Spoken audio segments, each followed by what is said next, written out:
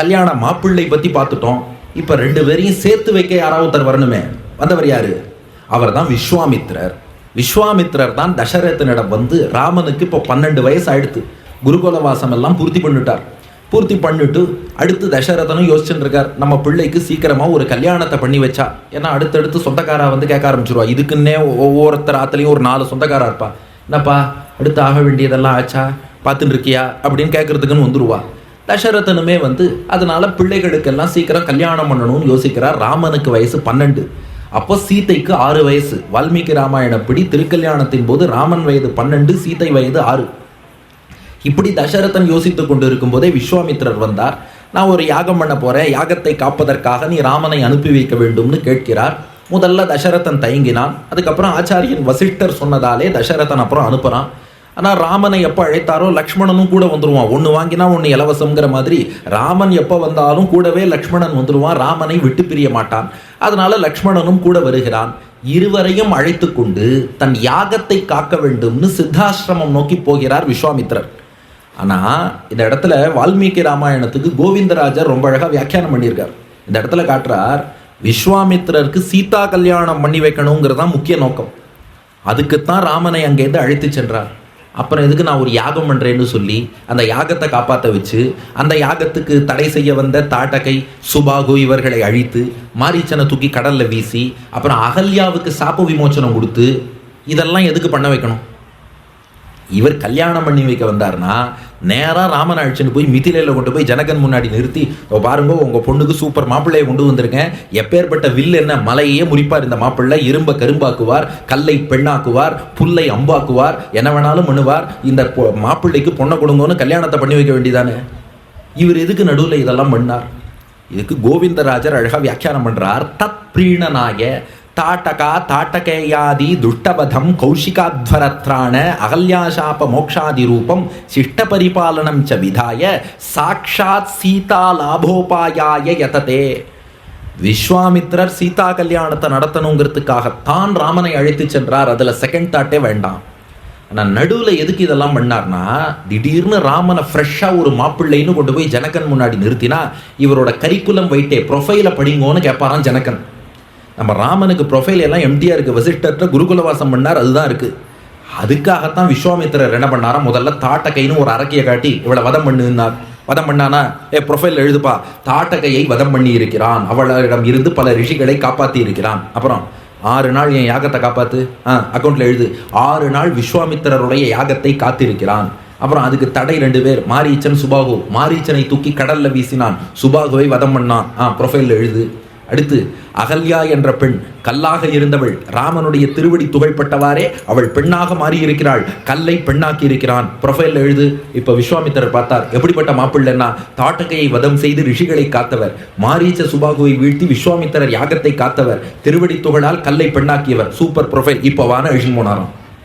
அதனால சீத்தையை மேட்ச் பண்ணுற அளவுக்கு ராமனுடைய ப்ரொஃபைலை டெவலப் பண்ணுவதற்காக, கரிக்குலம் வைட்டே நன்றாக மாப்பிள்ளைக்கு வருவதற்காக இதெல்லாம் நடுவில் பண்ணி விஸ்வாமித்திரர் அழைத்து சென்றார் என்று இது ஆச்சாரியர்கள் ரசித்து சாதிக்கக்கூடிய அனுபவம். அதனால சித்தாசிரமத்தில் நடைபெற்ற விஸ்வாமித்திரருடைய யாகத்தை 6 நாள்கள் ராமனும் லக்ஷ்மணனும் காத்தார்கள். அதன் பின் இருவரையும் மிதிலை நோக்கி விஸ்வாமித்திரர் அழைத்து செல்கிறார். மிதிலைக்கு போற வழியில தான் மிதிலையின் புறநகர் பகுதியிலே ஒரு கல்லின் மீது ராமனின் திருவடி துகள் பட்டது. அதை கம்பர் ரொம்ப கேர்ஃபுல்லாக பாடியிருக்கார். கண்ட கல்மிசை காகுத்தன் கழல் துகள் கதுவன்னார். அங்கே ஒரு கல் மீது ராமன் திருவடி பட்டதுன்னு சொல்லலை, இவர் நடந்து போறார், திருவடியிலேருந்து கிளம்பி வந்த புழுதி மட்டும் பட்டுதுன்னார். என் திருவடி படாதான்னா இன்னொருத்தர் மனைவியை திருவடியால் கூட தொடமாட்டான் ராமபிரான், இந்த இப்பிறவிக்கு இருமாதரை சிந்தையாலும் தொடேன். அதனால அகல்யாவை ராமன் திருவடியால தொட்டான்னா சீத்தையை தவிர வேற யாரையும் அவன் தொட்டது கிடையாது. அதனால ராமனின் திருவடி துகள் மட்டும்தான் அந்த கல் மீது பட்டது. பட்டவாறே அதில் இருந்து அகல்யா ஒரு பெண்ணாக உருவெடுத்து வந்தாள். அவளுக்கு அந்த சாப விமோச்சனம் அப்போது ஏற்பட்டது. கௌதமருடைய சாபத்தாலே ஏற்கனவே கல்லாக இருந்தவள் இப்போது பெண்ணாக மாறினாள். கௌதம ரிஷியும் ஞான திருஷ்டியால் இதை அறிந்து கொண்டு இமயமலையில தபஸ் பண்ண போயிருந்தவர் வந்துடுறார். அதுக்கப்புறம் கௌதமரோடு அகல்யா சேர்ந்தாள். இப்போ கௌதம ரிஷி ராமபிரானுக்கு ஆசீர்வாதம் பண்ணாராம். இது மந்தஸ்மித ராமாயணத்தில் அடியனின் பிராச்சாரியன் ஆசுகவி வில்லூர் சுவாமி பாடுறார். கௌதமர் ராமனுக்கு ஆசீர்வாதம் சொல்றாராம், என் மனைவியை மீட்டு கொடுத்தடா, ரொம்ப சந்தோஷம். பங்க்வா ராமசிலா மதா மம முதா பூர்ணாம் இமாம் பாமினீம் பங்க்வா நாம தனுர்பஜாவனி பவாம் ஸ்ரீஜானகீம் பாமினீம். ராமா, இந்த கல்லை உடைத்து என் மனைவியை எனக்கு மீட்டு கொடுத்தாய், இனி நீ மிதிலைக்கு போய் வில்லை உடைத்து உன் மனைவியை பெற்றுக்கொள்னாராம். நீ கல்லை உடைச்சு என் மனைவியை எனக்கு மீட்டு கொடுத்துட்ட, இனி நீ போய் வில்லை உடைத்து உன் மனைவியை நீ பெற்றுக்கொள் என்று ஆசீர்வாதம் பண்ணி அனுப்பி வச்சார். அப்ப ராமனுடைய குணம் எப்படின்னா, தான் கல்யாணம் பண்ணிக்கிறதுக்கு முன்னாடி முதல்ல இன்னொரு பெண்ணை வாழ வைத்து விட்டு அதுக்கப்புறம் தனக்கென்று இருக்கும் பெண்ணை நாடி ராமன் போகிறான். அப்ப அடுத்த வாழ வச்சுட்டு தான் தன் காரியத்தை பார்ப்பான் ராமபிரான். அதை இதன் மூலமாக உணர்த்தினான். அப்படி அகல்யா கௌதமரை சேர்த்து வச்சான். தம்பதியராக அவ சேர்ந்து இருக்கா. அப்ப அகல்யாவை வணங்கிட்டு போனானா ராமன். இதை கம்பர் சொன்னார், போது நீ அன்னை என்று பொன்னடி வணங்கி போனான். என் அன்னையே தாயே என்று அகல்யா திருவடியில நீங்க தான் எனக்கு அம்மான்னு சொல்லி வணங்கிட்டு போனானா ராமன். அகல்யா ராமனுக்கு தாயா? அகல்யாவுக்கே சாப விமோச்சனம் கொடுத்தவன் ராமன். ஆனா கம்பர் பாடுறார், போது நீ அன்னை என்று பொன்னடி வணங்கி போனான். நீங்கள் எனக்கு அன்னைன்னு அவளை வணங்கிட்டு போனா ராமன்னு பாடுறார். அகல்யா ராமனுக்கு அன்னையாக ஆக முடியுமான்னா இதை சுவையாக பெரியோர்கள் விளக்கிறார். கௌசல்யா தேவி ராமனை 12 மாதங்கள் கர்ப்பத்தில் சுமந்தாள். ததச்ச துவாதசே மாசேன்னு வால்மீகி ஸ்லோகம். 12 மாசம் கௌசல்யா ராமனை கர்ப்பத்தில் சுமந்தாள். ஆனா அகல்யா இருக்காளே, கௌதமர் கல்லா போன்னு சபிச்சுட்டார். அப்போ இதுக்கு என்ன சாப விமோச்சனம்னு கேட்டா, கௌதமர் சொன்னாராம், இந்த பாதையில தசரதன் மகன் ராமன் வருவான், அவன் திருவடி துகள் எப்போ உன் மேல படுறதோ அப்பதான் உனக்கு சாப விமோச்சனம் கிடைக்கும்னு சொல்லிடுறார். அந்த நாள்லேருந்து ராமன் ராமன் ராமன் ராமன் எப்போ வருவான், ராமன் எப்போ வருவான், ராமன் எப்போ வருவான் ராமனையே நினைச்சுண்டு பல நூறாண்டுகளாக ராமனை கருத்தில் சுமந்து கொண்டிருந்தாளாம் அகல்யா. கௌசல்யா 12 மாதம் கருவில் சுமந்தாள். அகல்யா பல மாதங்கள் கருத்தில் சுமந்தாள். என்னை கருவில் சுமந்தவள் மட்டும் தாய் அல்லள், பல நூறாண்டுகளாக கருத்தில் சுமந்த இவளும் தாய் என்று போது நீ அன்னை என்று பொன்னடி வணங்கி போனான்னு அப்படி ஒரு பிரதட்சணம் பண்ணி கௌதமர் அகல்யாவை வணங்கிட்டு கௌதமரின் ஆசீர்வாதத்தோடு, எதா இருந்தாலும் ஒரு ஆச்சாரியன் ரிஷியின் அனுகிரகத்தோடு போகணும்னு கௌதமர் ஆசீர்வாதம் பண்ணிட்டார். கல்லை உடைச்சு என் மனைவியை கொடுத்துட்ட, வில்ல உடைச்சு உன் மனைவியை பெற்றுக்கொள்னு ஆசீர்வாதம் பண்ணிட்டார். இப்போது ராமன் மிதிலைக்குள்ளே நுழைகிறான். இப்போது மிதிலையினுடைய ராஜவீதி ராமன் மட்டுமா நுழைகிறான், மானசீகமாக நாமும் அப்படியே ஸ்ரீரங்கத்தில் இருந்து புறப்படுகிறோம். பிரியா சுதர்ஷன் அபார்ட்மெண்ட்ஸில் இருந்து புறப்படுகிறோம். அபய வரத ஆஞ்சநேயர் நமக்கு அனுகிரகம் பண்ணி, ஆகா சீதா கல்யாணத்தை நானும் வந்து உங்களோடு சேவிக்கிறேன்னு சொல்லி ஆஞ்சநேயரும் நம்மோடு புறப்படுகிறார். அப்படியே ஆஞ்சநேயர் வழித்துணையாக வர இங்கிருந்து மானசீகமாக புறப்பட்டு மிதிலைக்குள் நாமும் நுழைகிறோம். விஸ்வாமித்திரர் இந்த பக்கம், ராமன் இந்த பக்கம், லக்ஷ்மணன் மிதிலைக்குள்ளே நுழைகிறார்களாம். அப்போ மிதிலையில் உள்ள கொடிகள்லாம் என்ன பண்ணித்தான், இப்படி இப்படி ஆடித்தான் காத்துல. எதுக்குன்னா, வாங்கோ வாங்கோ வாங்கோ, பிரியா சுதர்ஷன் அபார்ட்மெண்ட்ஸ்ல இவ்வளவு பேர் சீதா கல்யாணம் கேட்கறதுக்காக காத்துட்டு இருக்கா, அதனால சீக்கிரம் உள்ள வாங்கோ, வந்து சீதையை திருக்கல்யாணம் பண்ணிக்கோங்கன்னு மிதிலை ராமனையும் லக்ஷ்மணனையும் விஸ்வாமித்திரரையும் வரவேற்கிறது. உள்ளே செல்கிறார்கள். இந்த இடத்துல கம்பர் அற்புதமா ஒரு காட்சி வச்சார். இது வந்து வால்மீகி ராமாயணத்தில் இல்லாத ஒரு விஷயம். ஆனா மிதிலை காட்சி படலம்னு கம்பர் அமைத்திருக்கிறார். என்னன்னா, அங்கே ஒரு கன்னி மாடத்திலே கன்னி மாடத்திலே அங்க மிதிலையிலே அந்த கன்னி மாடத்துல சீத்தை நின்று கொண்டிருக்கிறாள். இப்போ ஆல்ரெடி கல்யாண பொண்ணோட ப்ரொஃபைல் பார்த்துட்டோம், மாப்பிள்ளையோட ப்ரொஃபைலும் பார்த்துட்டோம். இது என்ன மேட்ரிமோனியான்னு கேட்காதீங்க, உபன்யாசம் தான். இருந்தாலும் ஒரு கல்யாணம்னா அதை பார்த்துடணும் இல்லையா? அதனால பொண்ணோட ப்ரொஃபைல் பார்த்துட்டோம், மாப்பிள்ளையோட ப்ரொஃபைல் பார்த்துட்டோம், இந்த கல்யாணத்துக்கு யார் ஏற்பாடு பண்ணாரோ அவரை பற்றியும் பார்த்துட்டோம். ஆனால் இந்த விஸ்வாமித்திரர் ஏற்பாடு பண்ணார் இல்லையா, இவர் ஏன் இவ்வளவு கஷ்டப்பட்டு இதெல்லாம் ஏற்பாடு பண்ணணும்? ராமனுக்கு கரிக்குலம் வைட்டே பில்டு பண்ணி, ப்ரொஃபைல் பில்டு பண்ணி, அப்படியாவது கொண்டு போய் சேர்த்து வைக்கணும்னு அவருக்கு என்ன ஆசை? அதுக்கு விஸ்வாமித்திரருக்கு ஒரு சின்ன பேக்ரவுண்ட் சொல்றார். விஸ்வாமித்திரர் என்ன பண்ணிட்டார், ராமன் அவதரித்த இதே இக்ஷ்வாக்கு குலத்தில் பிறந்த ஹரிச்சந்திரனையும் சந்திரமதியையும் பிரிச்சு விட்டது விஸ்வாமித்திரர்.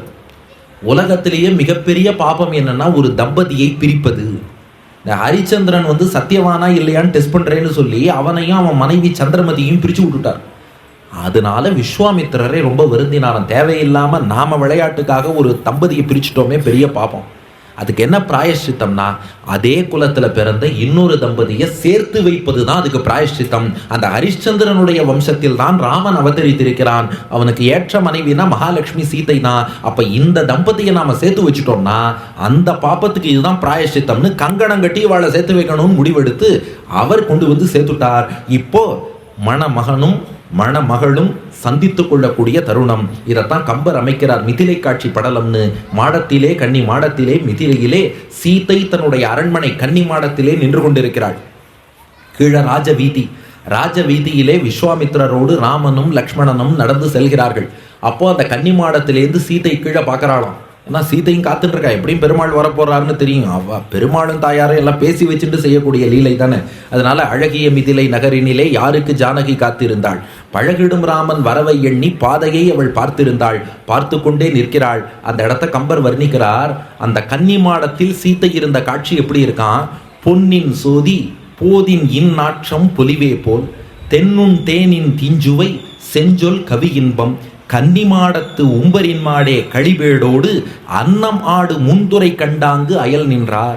அந்த கன்னிமாடத்தில் சீத்தை இருக்கு. அது எப்படி இருக்கான், பொன்னின் சோதி, தங்கத்தில் எப்படி ஒளி இருக்குமோ அது போல் கன்னிமாடத்தில் சீத்தை இருக்காளாம். கன்னிமாடம் தங்கம்னா அதுல ஒளியாக சீத்தை. போதின் இந்நாற்றம் பொலிவே போல், ஒரு பூவிலே நறுமணம் இருப்பது போல் கன்னிமாடத்திலே சீத்தை இருக்கிறாள். அந்த கன்னிமாடம் ஒரு பூனா அதுல நறுமணமாக சீத்தை. 3, தென்னுன் தேனின் தீஞ்சுவை, தேனுக்குள் சுவை எப்படி இருக்குமோ கன்னிமாடம் தேன்னா அதில் சுவையாக சீத்தை. செஞ்சொல் கவி இன்பம், ஆழ்வார் பாசுரத்துல எப்படி செவிக்கு இன்பம் கிடைக்குமோ அந்த ஆழ்வார் பாசுரமாக கன்னிமாடம் இருந்தால் அது தரும் செவிக்கு இன்பமாக சீத்தை இருக்காளாம். அப்போ தங்கம் அதிலே ஒளியாக சீத்தை, அந்த கன்னிமாடமே ஒரு பூ அதில் நறுமணமாக சீத்தை, கன்னிமாடமே தேன் அதில் சுவையாக சீத்தை, கன்னிமாடமே ஒரு ஆழ்வார் பாசுரம் அதில் வரும் செவிக்கு இன்பமாக சீத்தை. இது எதுக்கு 4 சொன்னார்னா, ராமன் கீழே வரான் இல்லையா, கீழே வரும் ராமனுக்கு கண்ணுக்கு தங்கத்தின் ஒளியாக இனிமை தருகிறாள், மூக்குக்கு பூவின் நறுமணமாக இனிமை தருகிறாள், நாக்குக்கு தேனின் சுவையாக இனிமை தருகிறாள், காதுக்கு ஆழ்வார் பாசுரமாக இனிமை தருகிறாள். அப்ப ராமனுடைய 4 புலன்களுக்கு, கண்ணுக்கு பொன்னின் ஒளி, மூக்குக்கு போதின் இந்நாற்றம் பொலிவே போல், காதுக்கு செஞ்சொல் கவி இன்பம், நாக்குக்கு தென்னுன் தேனின் தீஞ்சுவை. இல்லையா, மொத்தம் 5 புலன் தானே. மெய்வாய் கண் மூக்கு செவின்னு 5 புலன். அதுல மெய்ய கம்பர் சொல்லவே இல்லை. வாய்க்கு தேனுன்ட்டார், அப்புறம் கண்ணுக்கு தங்கம்னுட்டார், அதுக்கப்புறம் மூக்குக்கு பூவின் நறுமணம்ட்டார், காதுக்கு ஆழ்வார் பாசுரம் செவிக்கு இன்பம்னார்.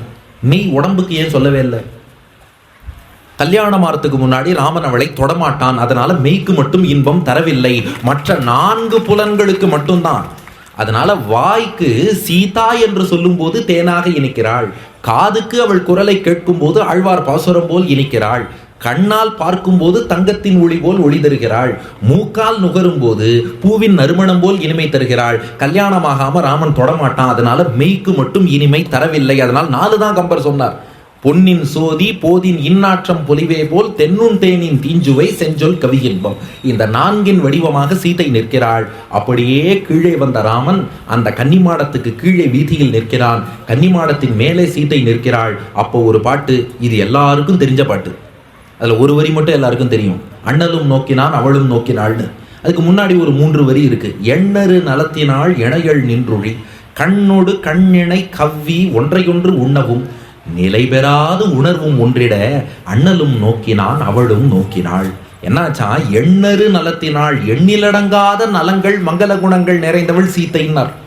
இதை ஏன் கம்பர் சொன்னார்னா, வால்மீகி என்ன பண்ணிட்டார், வால்மீகி ராமாயணம் பாலகாண்டம் முதல் சர்க்கத்துல ராமபிரான் 16 குணங்கள் நிறைந்தவன் ஒரு லிஸ்ட் கொடுத்திருக்கார்.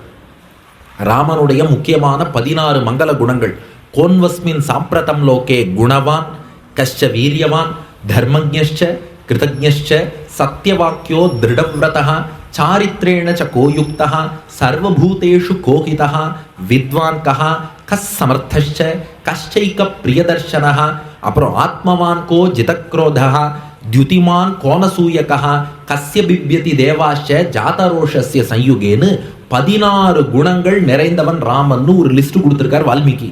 கம்பர் பார்த்தார், நீங்க ராமனுடைய குணங்களை கூட 16ன்னு ஒரு பட்டியல் போட்டு வரையறுக்க முடியும், ஆனா எங்க தாயார் சீத்தையின் குணங்களை பொறுத்தவரை எண்ணிக்கையில் அடக்கவே முடியாது. எண்ணறு நலத்தினாள், எண்ணிக்கையில் அடங்காத எண்ணற்ற மங்கள குணங்கள் நிறைந்தவள் சீத்தை. இணையள் நின்றுழி, அவள் கன்னிமாடத்தில் நின்று கொண்டிருக்கும் அந்த நேரத்திலே ராமனும் கீழே வந்தான். கண்ணோடு கண்ணினை கவ்வி. சீதையின் கண்கள் ராமனின் 2 கண்களையும் கவ்விக்கொண்டன. ராமனின் கண்கள் சீதையின் 2 கண்களையும் கவ்விக்கொண்டன. 2 கண்களும் அந்த 2 கண்களும் கவ்விக்கொள்ளும்படியாக இருவரும் ஒருவரை ஒருவர் பார்த்து கொண்டார்கள். அப்படின்னா இதுல இருந்து என்ன புரியுறதுன்னா, இது கோணலான பார்வை கிடையாது, ஒற்றை கண் பார்வை கிடையாது, தவறான எண்ணத்தில் வரும் பார்வை கிடையாது, நேர்கொண்ட பார்வை. இந்த 2 கண்கள் அந்த 2 கண்கள் கண்ணோடு கண் இணை கவ்வி அவர்கள் பார்த்து கொள்கிறார்கள். அது மட்டும் இல்ல, ஒன்றை ஒன்று உண்ணவும். அந்த பார்வை எப்படி பார்க்கிறதா, சீதையின் கண்கள் அப்படியே ராமன் கண்ணை உண்பது போல் பார்க்கின்றன, ராமனின் கண்கள் சீதையின் கண்களை உண்பது போல் பார்க்கின்றன. அப்படி இருவரும் உற்று பார்த்தார்கள். ஒரு ரசிகர் சொன்னார், ஆமா, ஒருவேளை சீத்தை மட்டும் கீழே நின்று தப்பித்தவரை ராமன் மேல நின்னுதா இந்த காட்சியே வந்திருக்காதுன்னார். ஏன்னா பெண்கள் எப்போதும் நாணத்தோடு கீழே குனிஞ்சு பார்ப்பாளாம், மண்ணை நோக்கி பார்ப்பா. ஆண் வீரத்தோடு விண்ணை நோக்கி வீரத்தோடு பார்ப்பான். இப்ப ராமன் கீழே நின்னதுனால வீரத்தோடு மேல் நோக்கி பார்த்தான். இவன் கண்கள் சீதையின் கண்களை பார்த்து விட்டன. சீதை பெண் என்பதால் நாணத்தோடு கீழ் நோக்கி பார்த்தா, கீழே இருந்த ராமனை பார்த்துட்டா. இப்ப இப்படி வச்சுக்கோங்க, ராமன் மேல நின்னார், சீத்தை கீழே நின்னுட்டார்னா ராமர் அப்படியே கம்பீரமா வீராப்பா வானத்தை பார்த்திருப்பார், சீத்தை நாணத்தோடு கீழே பார்த்திருப்பா. 2 பேரும் ஒருத்தர் பார்த்திருக்கவே முடியாது. கவிஞர் சொல்றாரு இல்லையா, வானம் குலமாதர் முகம் பார்த்ததில்லை, வஞ்ச நினைவெங்கள் மனம் பார்த்ததில்லை, வீரர் விழித்தாழ்ந்து நிலம் பார்த்ததில்லை, வெற்றி திருமாது நடைபோடும் எல்லைன்னு. அப்போ சீத்தை மேல இருந்தா குனிஞ்சு கீழே பார்த்தா, ராமன் கீழே இருந்தான் நிமிர்ந்து மேலே பார்த்தான். கண்ணோடு கண்ணினை கவ்வி ஒன்றை ஒன்று உண்ணவும். கண்கள் பார்த்துன்றதும் என்னாச்சான், நிலை பெறாது உணர்வும் ஒன்றிட. உள்ளங்களால தங்கள் இடத்துல இருக்க முடியலையா, அந்த உள்ளங்கள் 2ம் இணைந்து விட்டன. அந்த உள்ளங்கள் ஒன்றும்படியாக அண்ணலும் நோக்கினான் அவளும் நோக்கினாள். அண்ணலாகிய ராமனும் நோக்கினான், பார்க்கல. அண்ணலும் பார்த்தான் அவளும் பார்த்தாள் இல்ல, அண்ணலும் நோக்கினான் அவளும் நோக்கினாள். ஏன் பார்க்கறதுக்கும் நோக்கிறதுக்கும் வித்தியாசம் உண்டானா நிறைய உண்டு. இந்த பார்க்கறதுனா அப்படியே உபன்யாசம் பண்ண வரோம்னு வச்சுக்கோங்களேன், ஒரு பார்வை ஒரு எட்டு பார்த்துப்போம். ஏன்னா ஆடியன்ஸ் எவ்வளோ பேர் இருக்கா, அவள் என்ன ஏஜ் குரூப்பில் இருக்கா, ஆண்கள் எவ்வளோ பேர் இருக்கா, பெண்கள் எவ்வளோ பேர் இருக்கா, இவர்கள் என்னென்ன சொன்னால் ரசிப்பா, இதெல்லாம் அப்படியே ஒரு தடவை பார்த்துப்போம். இதுக்கு பார்க்கறதுன்னு பேர். ஆனால் இதே உபன்யாசத்துக்கு நமக்கு வேண்டியவா யாரோ ஒருத்தர் அல்லது ஒரு மதிப்புக்குரிய ஒருத்தர் வந்தார்னா, இவர் இங்கே வந்திருக்காருன்னு கொஞ்சம் உத்து பார்க்குறோம் பாருங்க, அதுக்கு நோக்குதல்னு பேர். அப்போ ஜென்ரலாக எல்லாரையும் பார்க்கும்போது அத்தோட இதையும் சேர்ந்து பார்த்தோம்னா அதுக்கு பார்த்தல்னு பேர். ஆனால் ஒரு பொருளை உற்று, இவர் என்னடா இங்கே வந்திருக்காரே, இவர் நம்மகிட்ட என்ன எதிர்பார்த்து வந்திருக்காரோ அல்லது என்ன விஷயத்துக்காக வந்திருக்காரோ என்று சிந்தித்து கூர்ந்து கவனித்து ஒருத்தரை பார்க்குறோம் பாருங்க, அதுக்கு நோக்குதல்னு பேர். அப்ப நோக்குதல் என்றால் அந்த கண்ணை பார்க்கிறான், அந்த கண் பேசுகிறது. இந்த கண் என்ன பேசுறதுங்கிறத ராமன் நோட் பண்றானா. அது போல ராமனுடைய கண்கள் சீத்தையோடு பேசுகின்றன. அது என்ன பேசுறதுங்கிறத சீத்தை கவனிக்கிறா. நோக்கும் போது என்னன்னா மற்ற விஷயம் என்னங்கிறது தெரியாது. அதுக்கு தான் இவ்வளவு சொன்னேன். பார்க்கும்போது மற்றது என்னங்கிறது தெரியும்னா அப்படியே ஒரு பார்வை பார்த்துட்டு இருப்போம், சுத்தி என்ன நடக்கிறது எல்லாம் தெரியும். ஆனா நோக்கும்போது மற்ற விஷயம் எதுவுமே நமக்கு தெரியாது. அப்ப அண்ணலும் நோக்கினான் அவளும் நோக்கினாள்னா ராமன் சீத்தையை பார்க்கறான், சுத்தி இருக்கிறது எல்லாத்தையும் மறந்துட்டான். பக்கத்துல விஸ்வாமித்திரர் இருக்கிறதோ லக்ஷ்மணன் இருப்பதோ வீதியோ ராமன் கண்ணுக்கு தெரியாது. அது போல சீத்தை கன்னிமாடத்தில் இருக்கான்னா பக்கத்தில் இருக்கிற தோழிகளோ கன்னிமாடமோ சீத்தைக்கு தெரியாது.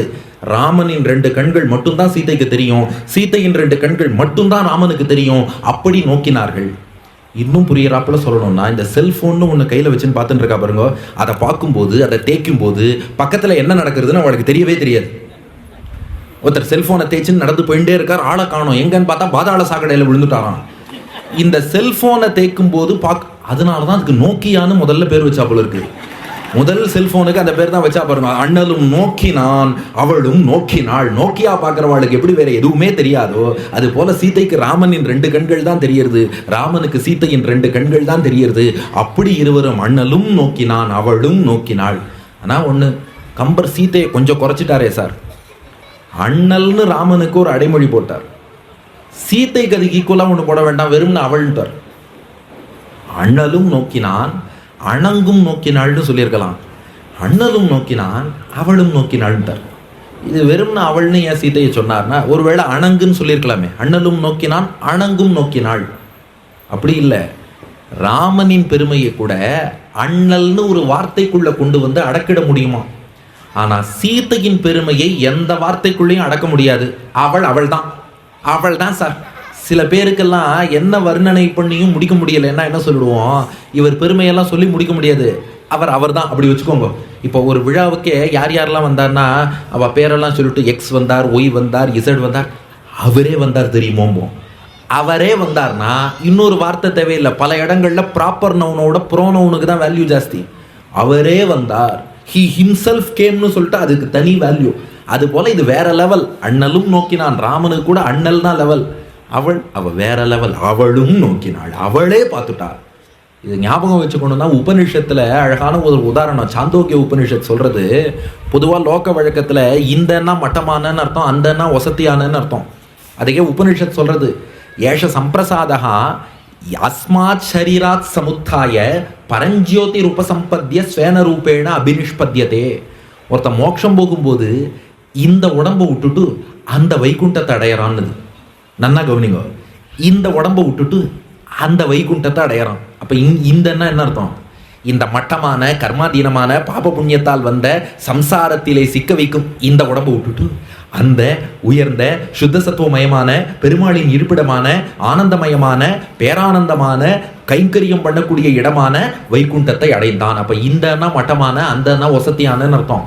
இது சப்கான்ஷியஸா நாம யூஸ் பண்றோம், நான் யோசிச்சிருக்க மாட்டோம். கேட்ப, எங்கப்பா ட்ரெஸ் வாங்கினேன்னு கேட்டேன், இந்த கடையில தான்ப்பா வாங்கினேன். இந்த கடையிலன்னா புரிஞ்சுக்கோங்க, நான் அந்த கடையில வாங்கினேன், அப்போ அது பெரிய கடைன்னு அர்த்தம். இந்த கடைனா சுமார். என்னப்பா கச்சேரி எந்த வித்வான் வந்தார், இந்த வித்வான் தான்ப்பா வந்தார், அப்போ ஏதோ சுமார்னு அர்த்தம். அந்த வித்வானே வந்தார் அப்படின்னா ஏதோ பெருசுன்னு அர்த்தம். ஒருத்தர் நகைச்சுவையில் கூட சொல்றாரு பாருங்க, நீ அந்த விஷயத்துக்கு சரிப்பட்டு வரமாட்ட அப்படின்னா அது ஏதோ பெரிய விஷயம்னு அர்த்தம். நீ அந்த விஷயத்துக்கு சரிப்பட்டு வரமாட்ட. ஆனா மனைவியை கேட்டா என்ன சொல்றா, இந்த மனுஷனை கல்யாணம் பண்ணிட்டு என்னத்தை கண்டேங்கிறான். இந்த மனுஷன், இவருக்கு அந்த மனுஷன் கிடையாது, இவருக்கு இந்த மனுஷன். அப்ப இந்தன்னா என்ன அர்த்தம், அந்தன்னா என்ன அர்த்தம் புரிஞ்சுக்கோங்க. அப்ப இவள்னா கொஞ்சம் கீழே, அவள்னா தி கிரேட்டஸ்ட்னு அர்த்தம். அண்ணலும் நோக்கினான், அவளும் நோக்கினாள், அவளும் பார்த்து விட்டாள். இப்படி ராமனும் சீதையும் சந்தித்தார்கள். இல்லப்பா, ஒரு தமிழாசிரியர் கேட்டார், அண்ணல் நோக்கினான் அவளும் நோக்கினாள்னு இருக்கணும், இல்ல அவள் நோக்கினாள் அண்ணலும் நோக்கினான்னு இருக்கணும். இது என்ன ரெண்டு உம்மு போட்டு அண்ணலும் நோக்கினான் அவளும் நோக்கினாள்னு ரெண்டுமா சொல்றது? அதுல ஒரு பெரிய கதை இருக்கு. ஒருவேளை அண்ணல் நோக்கினான் அவளும் நோக்கினாள்னு சொல்லியாச்சுன்னா ராமன் முதல்ல பார்த்தான், சீத்தை அப்புறமா பார்த்தான்னு அர்த்தம். அவள் நோக்கினாள் அண்ணலும் நோக்கினான்னு சொல்லிட்டா சீத்தை முதல்ல பார்த்தா ராமன் பின்னாடி பார்த்தான்னு ஆயிடும். இங்க அப்படி இல்லை, ரெண்டு பேரும் ஒரே நேரத்தில் பார்த்து கொண்டார்கள்.